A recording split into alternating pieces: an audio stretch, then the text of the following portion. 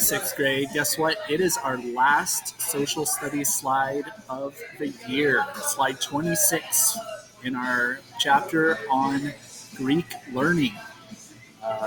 But before we begin, we have to start with a joke. We're going to be learning about something called the Hippocratic Oath. So I got a Hippocratic Oath here, the Hippocratic Oath joke here for you guys. So the Hippocratic Oath is an oath that doctors and other medical professionals have to take in order to be licensed to practice medicine. And so they have to memorize it. It goes all the way back to ancient Greece and a Greek doctor named Hippocrates who's credited with writing it, right? So I memorized the Hippocratic Oath. It goes clack, clack, clack, clack, clack. Well, actually, that's the hungry Hippocratic Oath. That was so dumb. I feel bad for ending the year with that terrible joke, but that's just the way it goes. All right, so today we're going to be learning about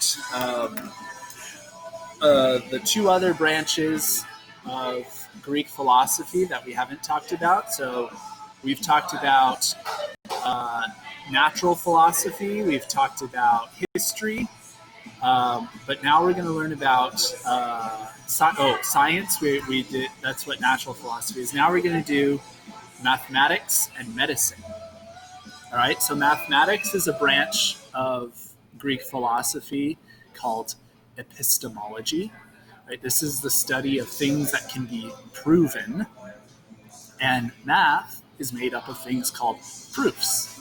Right, you can prove that 2 + 2 = 4. Right? So the Greeks were really interested in how mathematics works and also how we know that mathematics works.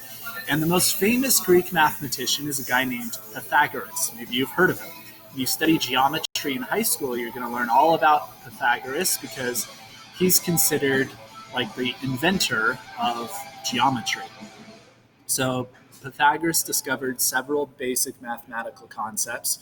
One of them is that he believed numbers worked as keys that you could use to kind of unlock the mysteries of the universe. He thought that numbers and their relation to one another could be used to discover information about how the universe began and the movements of the stars and the planets and the workings of gravity. All of these things Pythagoras believed could be better understood if we understand mathematics.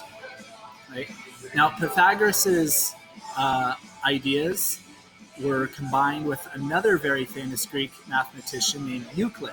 When you learn about geometry, you'll also learn about Euclid, because Euclid, if it's not Pythagoras who's the father of geometry, it's Euclid, right? So some people say Pythagoras is the father of geometry because of his ideas about numbers and their relation to the universe. Other people will say Euclid is the father of geometry. But basically, Pythagoras plus Euclid equals geometry. There you go. That's a math history joke for you. All right, now we'll switch over to medicine. So ancient Greece had several doctors who each made a lot of contributions to studying medicine. And the most famous Greek doctor of the ancient Greeks was a guy named Hippocrates, right? So unlike a lot of doctors of ancient civilizations who intertwined religion and medicine, Hippocrates thought it was important to try to explain medical ailments and cures as independently from religious belief as he could. He thought that medicine, like mathematics, was part of epistemology. It was something that we can use our reason and logic to learn about. So he kind of went against the grain. He didn't blame gods for illnesses or cures. He tried to find natural causes for illnesses and natural ways to cure people who had illnesses. So Hippocrates, we believe, was a very successful doctor because he took this approach. He cured many, many people, and he documented the ways that these cures were achieved. He wrote a lot of medical textbooks. And these medical textbooks were used for centuries after Hippocrates' life. So one of the contributions Hippocrates made is he said that the way you should practice medicine is by diagnosing a patient rather than merely treating their symptoms. So, for example, if Osiris goes to Dr. Kevin for an ailment he's having, maybe Osiris has a bloody nose and it won't stop running, so he goes to Kevin, right? Before Hippocrates, Kevin would just work on stopping the bloody nose and then send Osiris home, right? After Hippocrates would tell Kevin, no, don't worry about the bloody nose. You need to find out why the nose is bleeding in the first place. In order to cure it, you need to understand why it's happening. Maybe the bloody nose is a symptom of an underlying condition that's more serious, right? So Hippocrates would tell Dr. Kevin, okay, you need to find out why the nose is bleeding.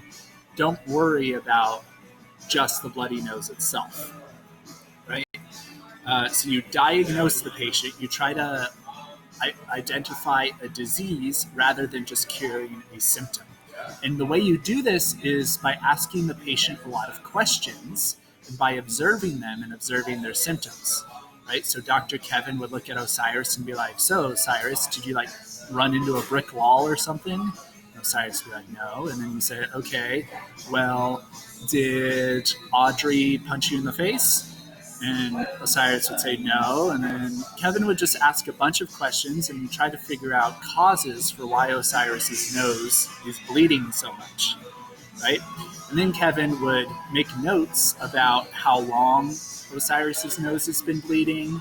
If it's hot outside, maybe the temperature might be a contributing factor, what Osiris has been eating, all kinds of things. And you would document these things. And the idea is you learn more about the disease and the symptoms by doing this, right? And then finally, like I said at the beginning of this video, Hippocrates made the student doctors take an oath in order to promise that you are going to heal patients and not hurt them. So if you ever hear about the Hippocratic Oath, that's what it's referring to. It's an oath that basically says that as a doctor, you promise only to heal patients and never to kill them, right? And that seems pretty obvious. Unfortunately, in today's society, there's a lot of pressure in the field of medicine to actually kill patients rather than heal them, right? So for example, if a patient has a very painful disease, some doctors think it's better to kill the patient than to treat them. Right, the Hippocratic Oath, though, is a promise that says, I won't do that. I'm going to try to cure them no matter what. All right, so that is it for our Chapter 15 lesson. This week, you'll have a test. It's your last test of the year on Chapter 14 and 15. All right, see you later.